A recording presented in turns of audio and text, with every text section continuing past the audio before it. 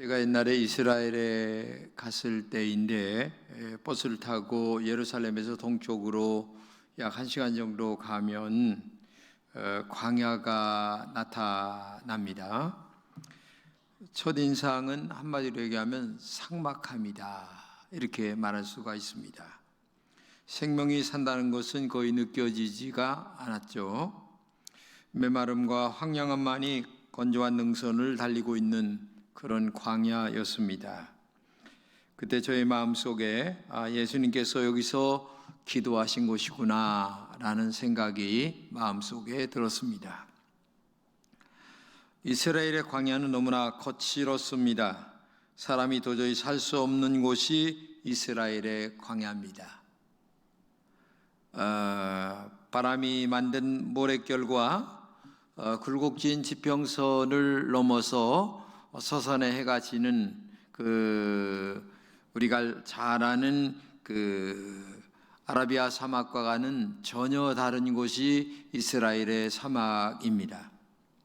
이렇게 황량하고 척박한 곳이 이스라엘의 광야라는 것을 꼭 알아야 됩니다. 하지만 초기 그리스도인들은 많은 사람들이 자기의 영성을 수련하기 위하여 척박하고 삭막하고 정말 힘든 그곳에 가서 수도 생활을 많이 했다는 것을 우리가 알아야 되겠습니다. 그것은 뭐냐면은 자기를 비우고 하나님으로 충만해지기 위한 그 수도 생활이었기 때문에 그렇죠.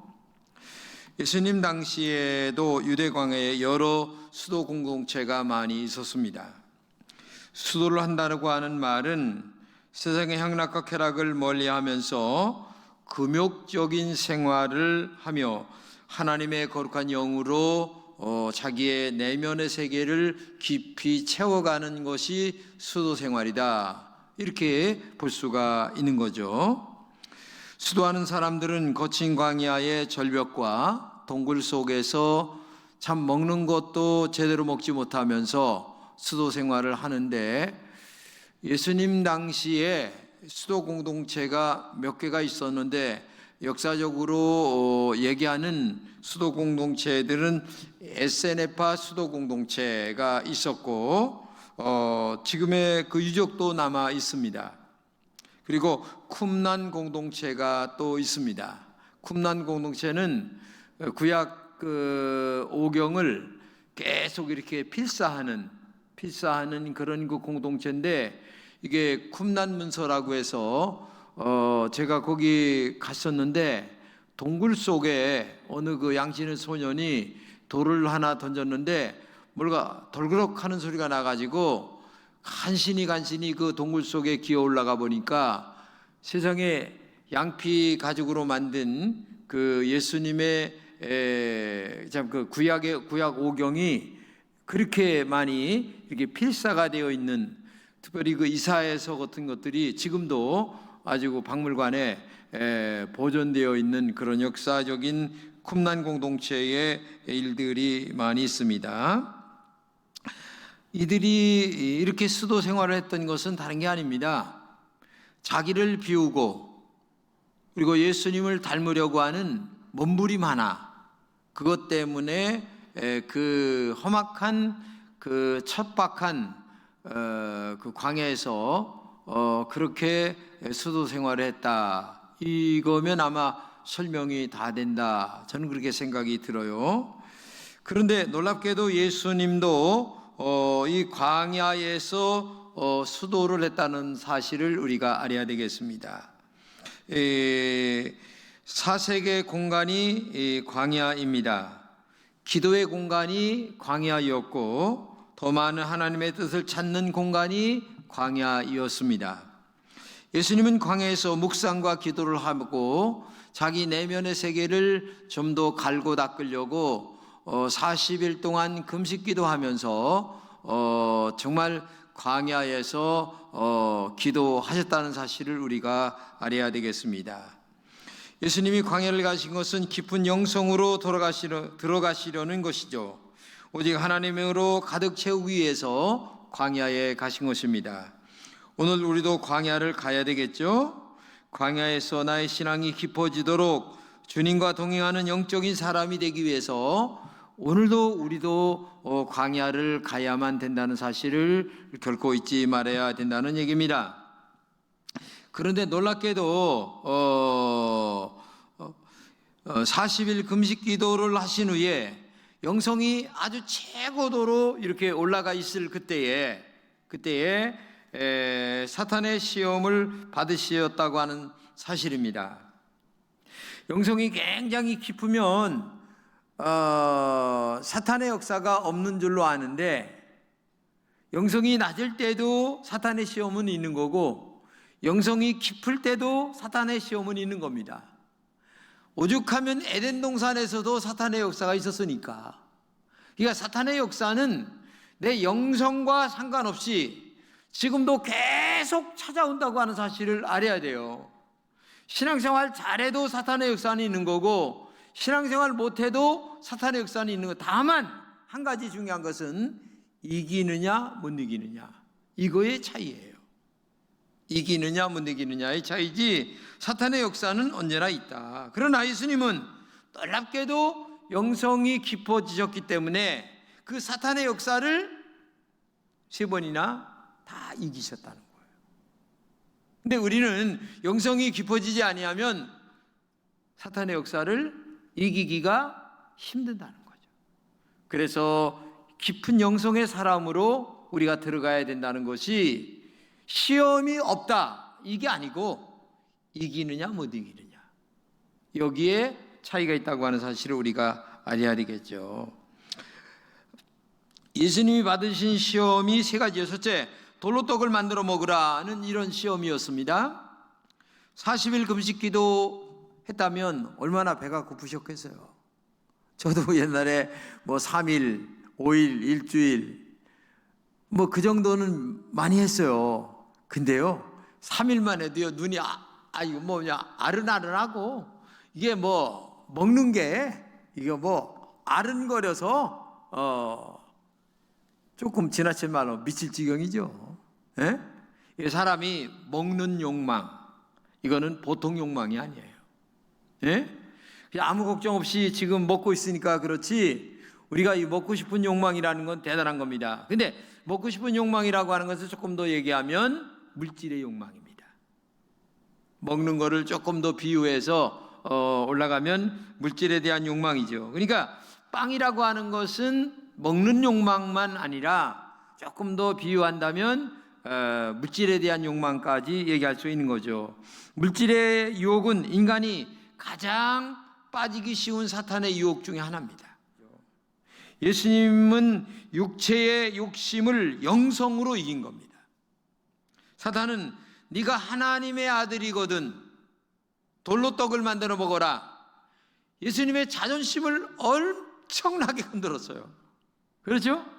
그런데도 웬만하면 네가 내 자존심을 건드려, 그래 한번 해봐 하면서 보편적인 인간들은 다 넘어갑니다.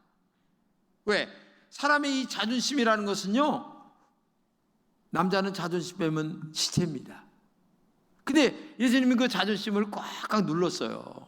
누르고 돌로 떡을 만들어 먹을 능력이 없어서가 아니에요. 말씀 한마디면 되는 거예요. 근데도 안 하는 거죠. 왜? 지는 거니까. 여기서 딴 데로나 설교가 나가면 안 되기 때문에. 하지만 예수님은 이 사탄에 굴복하지 않고 이런 먹는 유혹, 심지어 더 나아가 물질의 유혹까지 다 이기셨다는 것을 우리가 알아야 됩니다.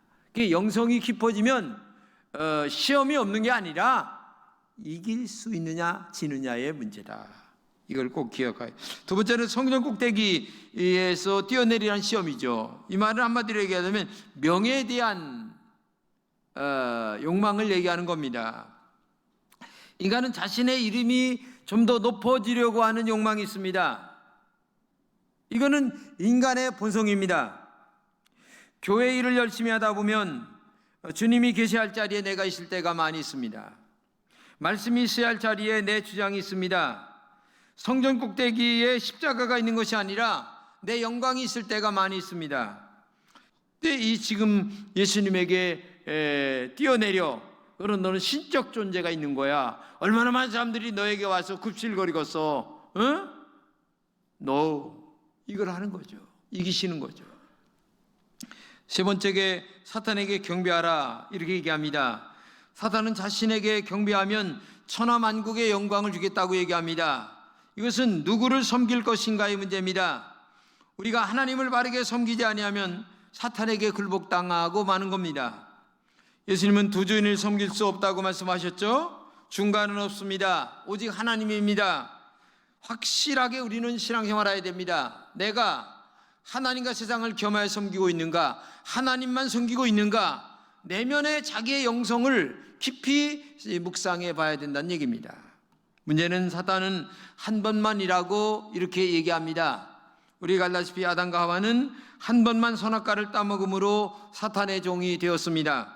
한 번만이라는 달콤한 사탄의 유혹을 이기는 길은 오직 예수, 오직 성령, 오직 말씀, 오직 철저한 하나님 말씀에 순종하고 복종하려고 하는 영적 자세가 우리에게 있을 때에 진정한 하나님의 사람이 된다는 것을 우리가 알아야 됩니다. 사탄은 지금도 하나님보다 세상의 성공을 더 추구하게 만듭니다. 우리의 명예를 자꾸만 부추깁니다. 교회 안에서도 자기의 어떤 명예 때문에 교회 일에 이런 어적거리는 신앙생활을 만들게 만드는 얘기예요. 하나님의 길과 정말 믿음의 길에서 우리는 승리해야지 인간적인 이런 유혹 속에서 내 자신이 패배한다든지 넘어지면 안 된다. 이것을 꼭 알아야 돼요. 근데 본문에 보게 되면 예수님께서 성령에 이끌려 광야로 가셨다 이렇게 말씀하시죠. 이제 광야를 번역하면 빈 곳이라는 말입니다. 빈 곳. 근데 광야로 가신 예수님은 세상의 것은 아무것도 없이 계신 하나님이라는 말입니다. 광야에 가신 예수님은 세상의 것은 아무것도 없이 빈 마음을 갖고 계신 예수님이었다는 얘기죠. 그러나 아무것도 없이 비어있는 것이 아니라 비어있지만 가득 차 있었다는 얘기입니다. 좀 어려운 얘기죠? 광야에서 금식하며 기도하시는 예수님에게 세상의 것은 아무것도 없었습니다. 그러나 하늘의 영적인 것으로는 가득 충만해졌다는 얘기입니다. 광야는 빈 곳이었지만은 실제로는 비어있지 않는 것. 광야는 나는 비어있지만은 예수님으로 가득 차 있는 것. 육은 비어있지만 영으로 충만해져 있는 곳이 광야라는 곳입니다. 광야는 나를 완전히 비울 때에 내 안에 주님으로 가득 채워지는 곳입니다.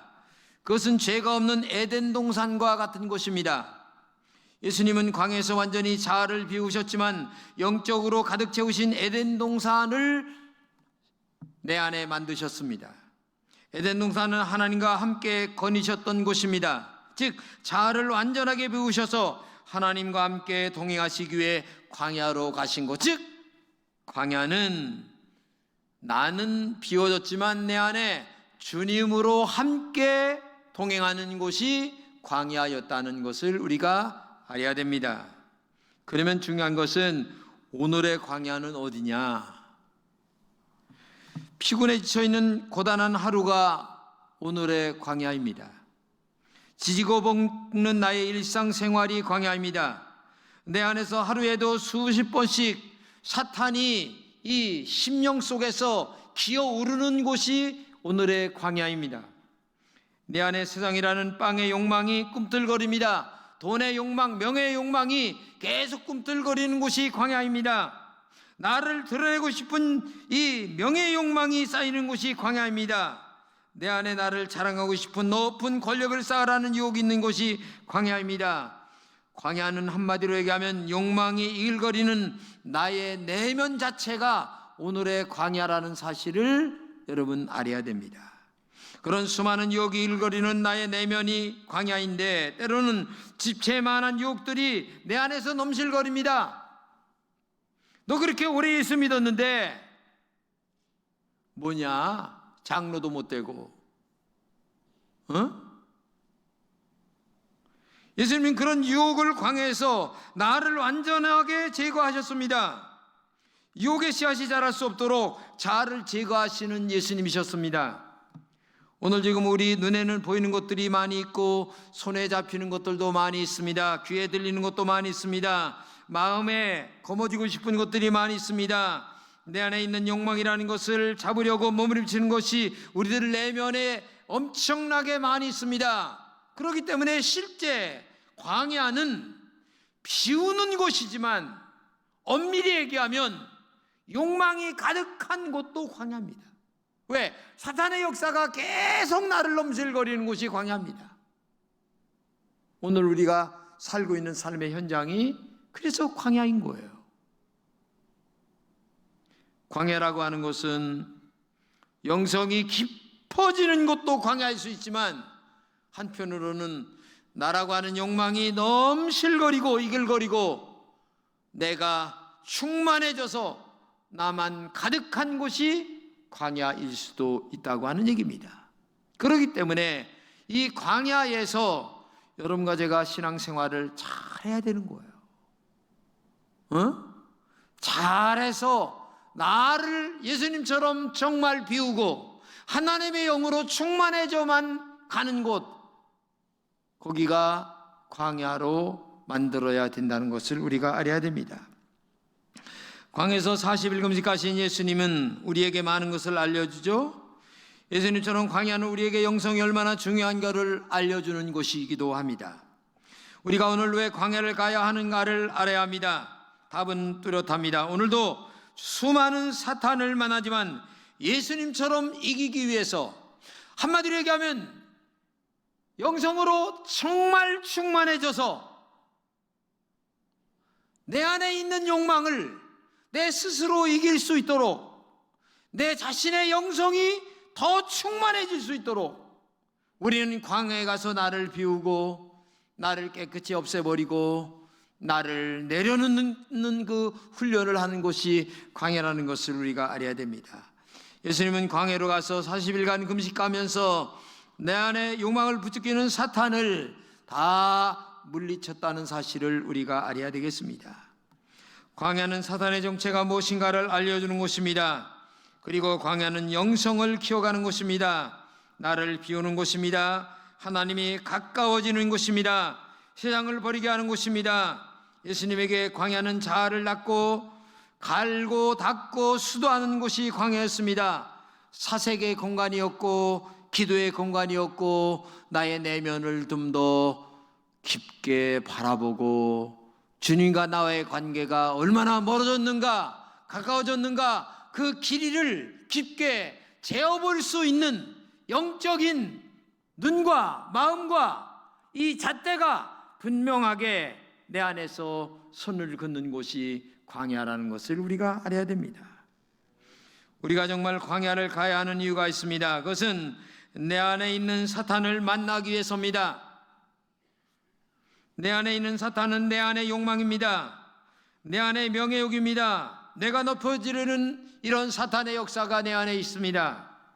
그 사탄은 나의 뜻만을 키우라고 내 안에서 언제나 속삭입니다.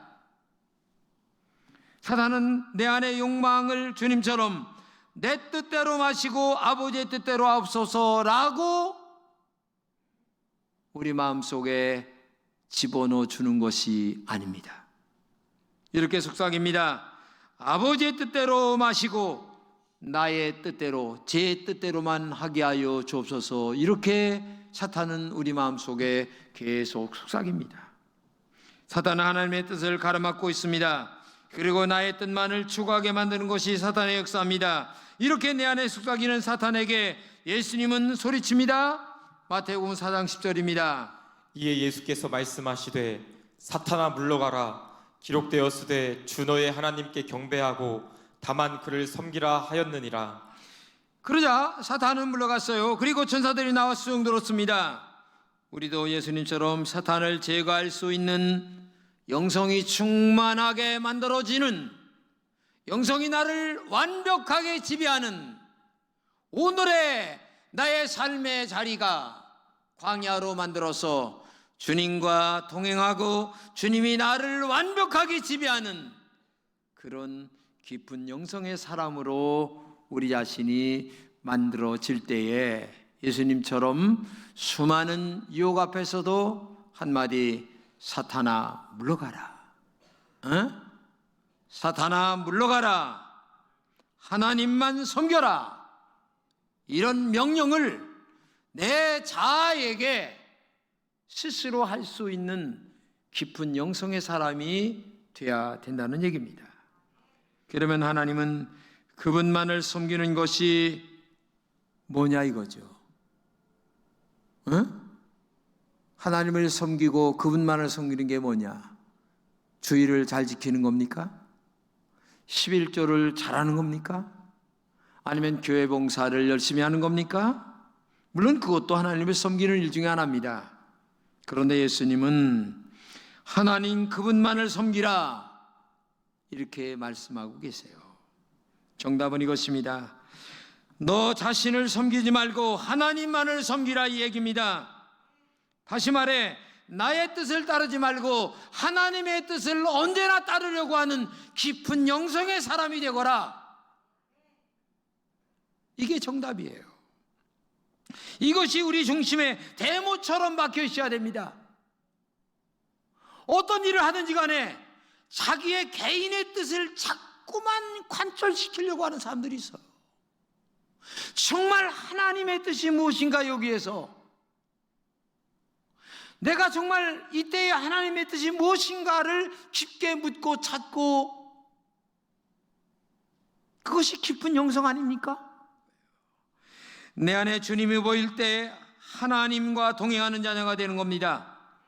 우리는 내 안에 욕망이라는 사탄을 물리쳐야 됩니다. 그리고 오직 예수님으로 가득 채워져야만 될 줄로 믿습니다.